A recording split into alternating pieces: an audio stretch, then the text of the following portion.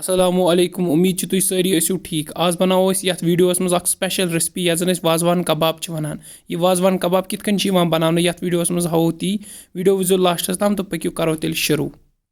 सारे खुद गोड कबाब मज जरूरत यह जन तख्त मेटर पे थोम तो अत नून थोमुत त्रित यह थोड़ा यल पहम ग तो वन दगुन श्राक सी लकट लकट पीस कर तुम वो ये आय लकट लकट पीस कर टाइमस दगुन ये सात बास थोड़ा थोड़ा हेतन लकट लकट पीस कर तम पे त्रो ठूल यप त्रो ठूल अख तुम हेकू जो त्रित तो तम पे ठूल अत रलावन असल पे अमि श्राक सर योर फिरन यह मस सन यह ओर फिरन ये आय तुम वो तो तम पे क्या वन मिक्स कर असल पे अत तुम वो यीज कल मिक्स करो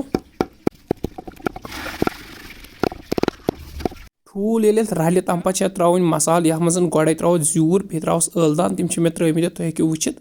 तो अम पे करो अम पे त्रो मर्चवांगन त्रो तुम पे अकॉर्डिंग अगर तुम ज्यादा स्पाइसी कबाब बनान तेल त्रो ज्यादा मर्चवांगन अगर कम त्रा तेल त्रो कम वैसे कबाब स्पाइसी बनान तो तेल त्रो ज्यादा पम मर्चवांगन अम पे त्रो लिद्र अख चमच या तुम हेकू 2 चमच त्रित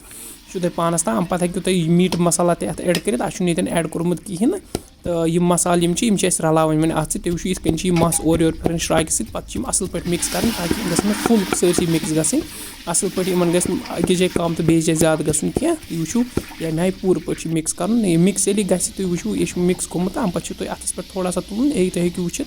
तो अम पे हेकू तुम थोड़ा टेस्ट कर वुचित अत नून बराबर या बाकी मसाल बराबर गमित अम पे बासो तुम अत बराबर मसाल गमित तम पे थोड़ा दगुन तो ये आय पेस्ट बनान असल ताकि अत गसन कबाब पे बनान असल पे तो यह तुलन थोद थो यह साइडस वन बेकिस बानस मज तो अम पे करो अस 4 कबाब बनावन तो करो 4 हिस्से 4 हिस्सन मज करो यह डिवाइड बराबर 4 हिस्सन मज अस 4 कबाब बनान तमें कोर 4 हिस्सन मज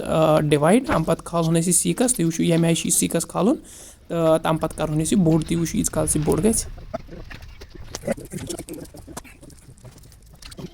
सीकस खलित वो यह गो बोड़ कबाब पूरा असल पे तैयार तो वन नारस पे थवन ये चिन थम बनाई यह वरी मज चिन अथ मज थवन यह अमे थवन अत पे सीकस मज तो यह कंटिन्यूसली फिरन ताकि यह गि दजन कह क्या दजान अगर ज्यादा टाइमस थो यप अगर तुम वो चिन यह तेज वनकस